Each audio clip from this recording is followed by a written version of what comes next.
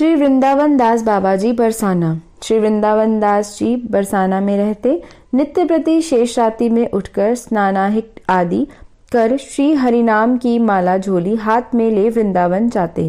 प्रसिद्ध सातों देवालयों में ठाकुर के दर्शन कर तथा श्री चरण तुलसी, श्रीरज और श्री चरणामृत ग्रहण कर बरसाना लौट आते। संध्या समय मधुकरी को जाते। निमंत्रण में कभी कहीं न जाते। एक बार वृंदावन में गोविंद मंदिर में विराट उत्सव हुआ। उस दिन जब वह गोविंद जी के दर्शन करने गए तो वहां के वैष्णव बाबा जी गोविंद जी का प्रसाद पाने के लिए विशेष आग्रह करने लगे। उनके बहुत मना करने पर और हाथ पैर जोड़ने पर भी उन्होंने एक ना मानी।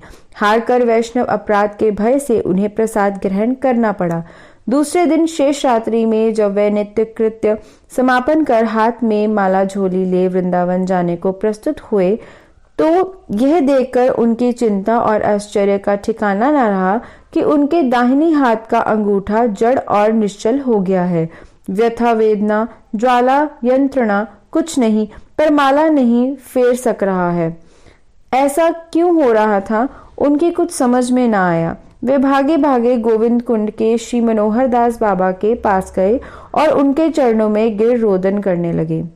उन्होंने पूछा, क्यों रे, तुझे क्या हुआ है? बाबा, मेरा सर्वनाश हो गया है। ना जाने क्यों नाम जप करने में दाहिना हाथ का अंगूठा काम नहीं करता।